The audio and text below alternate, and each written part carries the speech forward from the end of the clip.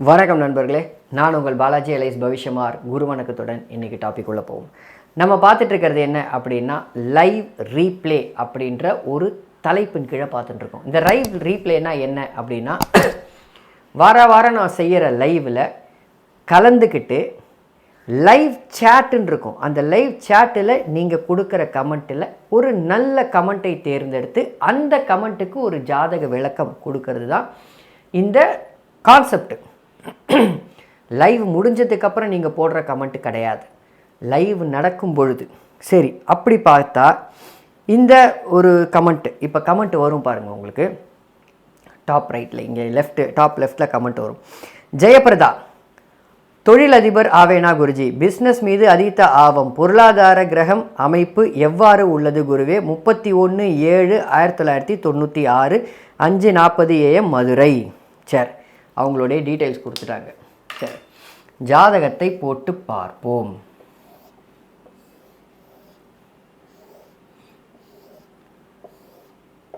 பொதுவாகவே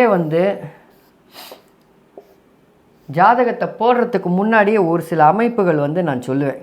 என்ன அமைப்புகள் அப்படின்னா, ஒரு பிஸ்னஸ் மீது ஆர்வம் வரணும் அப்படின்னா அந்த 10ஆம் அதிபதின்றவர் ரொம்ப முக்கியம். இந்த 10ஆம் அதிபதி அதித்த சுபத்துவமாக இருந்து அவருடன் தொடர்பு கொண்ட கிரகங்கள் நடக்கும் பொழுது அந்த பிஸ்னஸ் செய்யணும் அப்படின்ற எண்ணம் வந்துவிடும். லக்னம் 7 டிகிரியில் லக்னத்தில் சூரியன், லக்னாதிபதி பௌர்ணமி சந்திரன் 22 டிகிரி, 2ஆம் இடத்துல புதன் 3 டிகிரி, ராகு 17 டிகிரி, குரு 15 டிகிரி, கேது 17, சனி 13, சுக்கிரன் 0, செவ்வாய் 9. இதுதான் உங்களுடைய ஜாதக அமைப்பு. இப்போ நடக்கிறது குரு தசையில் குரு புக்தி, சுய புக்தி நடக்குது. இதுதான் உங்களுடைய ஜாதக அமைப்பு. இங்கே பாருங்கள், எவ்வளவு கரெக்டாக இருக்குது பாருங்கள். லக்னத்திற்கு 10ஆம் அதிபதி தொடர்பில் குரு, நடக்கிறது குரு தசை. ஸோ இதை வச்சு என்ன புரியுது உங்களுக்கு? இங்கே 10ஆம் அதிபதி லக்னத்திற்கு மறைஞ்சிட்டார், அதனால் கண்டிப்பாக தொழில் செய்ய முடியாது அப்படின்றதெல்லாம் ஒன்றும் கிடையாது. மறைஞ்சால் கூட தொழில் செய்யலாம். ஸோ ஆனால் அது என்ன பண்ணும் அப்படின்னா, அது தசை முடிஞ்சதுக்கப்புறம் வேறு ஒரு தொழிலை மாற்ற வைக்கும். அவ்வளவுதான் அமைப்பு.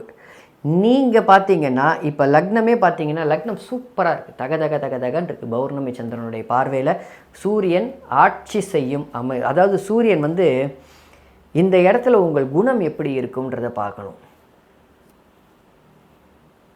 தலைமை தாங்கும் குணம், தொழில் செய்கிறேன், தொழில் அரசியல் தலைமை தாங்கும் குணம். ஒரு உதாரணத்துக்கு நீங்கள் வேலை செய்கிறதுக்கு போனீங்கன்னா உங்களுடைய எண்ணம் மற்றும் உங்களுடைய ஜாதக அமைப்பு, ஜோதிடம்ன்றது 6 அறிவுக்கு உட்பட்டது தான். ஜோதிடமும் சரி விதியும் சரி, நல்லா புரிஞ்சுக்கோங்க. இதை நான் மறுபடியும் உணர்த்துறேன்.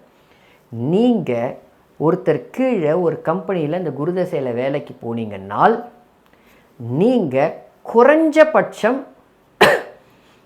ஒரு டெலிவரி ஹெட்டு இல்லை ஒரு மிகப்பெரிய தலைமை தாங்கும் ஒரு அடுத்த பதவி, வைஸ் பிரசிடெண்ட் பதவி. வைஸ் பிரசிடெண்ட்டுன்றது இதுக்கு மேலே இன்னும் அமைப்பு. அதுக்கு குரு தசைக்கு அடுத்ததும் அடுத்த யோக தசையாக இருக்கணும். பட் பரவாயில்லை, புரியுதுங்களா? பட் வைஸ் பிரசிடெண்ட்டுக்கு கீழே அந்த லெவலுக்கு தலைமை தாங்கக்கூடிய அமைப்புக்கு வேலை செய்கிறதுல போவீங்க. ஆனால் பணம் சம்பாதிக்கணும் அப்படின்ற அமைப்பு வரும்போது பார்த்தீங்கன்னா, குரு தன்னுடைய காரகத்தில் தான் கொடுப்பார். ஸோ அப்போ பார்த்தீங்கன்னா உங்களுக்கு என்ன நடக்குது? தர்ம கர்மாதிபதியின் தொடர்பை பெற்ற குரு தசை. குரு 9ஆம் அதிபதி, செவ்வாய் 10ஆம் அதிபதி, 2 பேரும் தொடர்பு தர்ம கர்மாதிபதிகளின் தொடர்பை பெற்று, செவ்வாய் 10ஆம் அதிபதின்றதுனால் தொழில் அமைப்புகளை பெற்று, சுக்கிரனோடையும் சேர்ந்து குருவோடைய பார்வையிலையும் இருந்து, இந்த செவ்வாயோடைய காரகம், செவ்வாய் மற்றும் சுக்கிரனுடைய காரகத்தில், நல்லா புரிஞ்சுக்கங்க, செவ்வாய் மற்றும் சுக்கிரனுடைய காரகத்தில் இதில் வந்து நீங்கள் குருவையும் சேர்த்துக்கலாம். செவ்வாய், சுக்கிரன், குரு இவர்கள் 3 பேருடைய காரகத்தில். இங்கே குருவை சேர்த்துக்கிறது எதுனா எதிலும் பெரிது. இப்போ நீங்கள் ஸ்மால் ஸ்கேல்லாம் ஆரம்பிக்க மாட்டீங்க. எடுத்த உடனே ஒரு 15-20 லட்ச ரூபா போட்டு 25 லட்ச ரூபா போட்டு ஆரம்பிக்கணுன்ற எண்ணத்தை தான் கொடுப்பாரு இந்த குரு. லக்னத்துக்கு 6ஆம் இடத்துல இருந்து ஒரு கடன் மூலமாக உங்களுடைய வளர்ச்சியை ஆரம்பிப்பார். நல்லா புரிஞ்சுக்கங்க. உங்களுக்கு ஜென்ம சனி முடிஞ்சிருச்சு. இதுக்கப்புறம் நல்ல அமைப்பு. உங்களுக்கு அடுத்தது உங்களுடைய உதாரணத்துக்கு உங்களுடைய சேர்ற ஜாதகம், அம்மாவுடைய ஜாதகம், அப்பாவுடைய ஜாதகம், இல்லை கல்யாணமாக இருந்தால் கணவருடைய ஜாதகம், இதெல்லாம் கொஞ்சம் சேர்த்து பார்த்துங்க. அவங்களுக்கு அஷ்டம சனி, ஜென்ம சனி இருக்காது. பட் உங்களுக்கு உங்கள் எண்ணம் போல் உங்களுடைய ஜாதகம் வேலை செய்யும். தொழில் செய்ய போகிறீங்களா? செய்ய போகிறீங்க. ஸ்மால் ஸ்கேலில் ஆரம்பிக்கிறது நல்லது. செவ்வாய், சுக்கிரன், குருவோடைய காரக தொழில் தான் செய்வீங்க. இதில் எந்த மாற்று கருத்தும் கிடையாது. முதன்மையாக எது இருக்கும் அப்படின்றது அந்த ஜாதகர் ஆனா பெண்ணான்றதை பொறுத்து. உதாரணத்துக்கு நீங்கள் வந்து ஜெயப்பிரதான்னு கொடுத்துருக்கீங்க, பெண்ணாக இருக்கலாம். ஒருவேளை இதை வந்து யார் கொடுத்தாங்கன்றது தெரியாது. ஜெயப்பிரதான்றது வந்து அந்த ஐடியோடைய நேம். ஒருவேளை அவங்க அம்மாவை கொடுத்து பையனுடைய ஜாதகமாக கூட இருக்கலாம், இல்லைன்னு சொல்ல முடியாது. இல்லை, இது ஒரு பெண்ணாகவே இருக்கலாம். ஸோ அந்த அமைப்பின்படி பெண்ணாக இருந்தாலும் சரி, ஆணாக இருந்தாலும் சரி, செவ்வாய் மற்றும் சுக்கிரன் முதன்மை அமைப்பில் இருந்து குருவுடைய காரகம். ஒரு உதாரணத்துக்கு ரியல் எஸ்டேட்டாக இருக்கலாம், இல்லை வீடு கட்டி வாடகை கூடுற அமைப்பாக இருக்கலாம், காம்ப்ளெக்ஸ் கட்டி வாடகை கூடுற அமைப்பாக இருக்கலாம். மற்றும் இது வந்து செவ்வாய் சுக்கிரன். இல்லை அதுக்கு அடுத்தது உங்களுக்கு என்ன தெரியும், செவ்வாய் மற்றும் சுக்கிரனுடைய காரகத்தில் உங்களுக்கு எந்த தொழில் ஆர்வம் இருக்கிறது, ஈடுபாடு இருக்கிறதுன்றதை பொறுத்து அடுத்த அமைப்பில் வரலாம். பட் இந்த 16 வருஷமும் உங்களுக்கு, இந்த 16 வருஷம் உங்களுக்கு உண்மையிலேயே நன்றாக இருக்கும். சாரம் கொடுத்தவன் 12ல் இருக்கான், பூராட நட்சத்திரத்தில் இருக்கார் குரு. சாரம் கொடுத்தவன் 12ல் இருக்கான். பரவாயில்ல, ஒன்றும் பெரிய லெவலில் பாதிக்காது. ஏன்னா சாரம் கொடுத்தவனையும் பார்க்குறாரு. தசாநாதனுக்கு சாரம் கொடுத்தவன் தசாநாதனுக்கு 7லையும் லக்னத்துக்கு 12லையும் இருப்பது ஒரு பெரிய பாதிப்பு கிடையாது. சஷ்டாஷ்டகமாக தான் இருக்கக்கூடாது. அதை மட்டும் புரியுங்க. உங்கள் 0 டிகிரியில் வந்துட்டார் உள்ள. இங்கே 0 பாயிண்ட் சம்திங்கில் இருப்பார், 0 பாயிண்ட் சம்திங். அதனால் இங்கே வந்து 12ஆம் வீட்டுக்கு வந்துட்டார் அப்படின்ற அமைப்பு தானே தவிர மற்றபடிக்கு பிரச்சனை கிடையாது. தாராளமாக செய்யலாம். ஆனால் ஒரு சின்ன அறிவுரை, ஸ்மால் ஸ்கேலில் ஆரம்பிங்க. வளர வளர வளர வளர ஹையர் ஸ்கேல் போடலாம். எடுத்த உடனேயே பெரிய கடன் வாங்காமல் இருப்பது உங்களுக்கு நல்லது அப்படின்றது தான் இந்த ஜாதக விளக்கம். ஆனால் கண்டிப்பாக தொழிலதிபர் ஆவீர்கள். கன்ஃபார்மாக சில கோடிகள் இந்த குரு தசையில் சம்பாதிக்க முடியும். லக்னத்திற்கு 4ஆம் வீடு கெட்டே போல, 4ஆம் அதிபதி அப்போ தான் ஆட்சியிலேருந்து வெளியில் வந்திருக்கார். இருந்தாலும் குரு பார்வையில் இருக்கார். பிருகுமங்கல யோகத்தில் இருக்கிறார், குரு பார்வையில் இருக்கார். 12ஆம் இடத்துல இருந்தால் இருந்துட்டு போட்டோம், அதனால் ஒன்றும் பிரச்சனை கிடையாது. இருக்கிற இடத்துலேருந்து நகர்த்தும். இந்த குரு இருக்கிற இடத்துலேருந்து நகர்த்தி போய் செயல்படும். அது ராகு தசையிலேயே உங்களை நகர்த்தியிருப்பார்.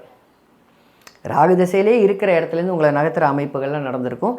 4ஆம் அதிபதி 4ஆம் வீடு நன்றாக இருக்குது. ராசிக்கு 4ஆம் வீட்டை குரு பார்த்து சொத்து சேர்க்கிறோம், வாகனம், வீடு, வண்டி, வாகனம் எல்லாம் சேர்க்கிற அமைப்பு. ராசிக்கு 4ஆம் வீட்டையும் குரு பார்த்து, ராசிக்கு 4ஆம் அதிபதியும் குரு பார்த்து, லக்னத்திற்கு 4ஆம் அதிபதி நன்றாக இருந்து 4ஆம் வீடு கெடாமல் இருந்து உங்களுடைய அவயோகராகிய புதன் வந்து 12ஆம் அதிபதி விரையாதிபதி ஆகிய புதன் வந்து தனக்கு பிடித்த வீட்டில் அமர்ந்து சனி அடுத்து வரப்போகிற சனி தசைக்கும் வீடு கொடுத்தவன் ஆட்சியாக இருக்கக்கூடிய ஸ்தான பலமும் அங்கே இருந்து எத்தனை அமைப்புகள் பாருங்கள், ஸ்தான பலமுமாக இருந்து ராசிக்கு 10ஆம் அதிபதியை குரு பார்த்து, லக்னத்திற்கு 10ஆம் அதிபதியை குரு பார்த்து அப்படிதாம்மா இருப்பீங்க. நீங்கள் ஒரு தொழிலதிபருமா. குருதசை முடியும் போது சில பல கோடிகள் உங்கள் கையில் இருக்கும். சரியா? நன்றிம்மா. அடுத்த பதிவில் பார்ப்போம்.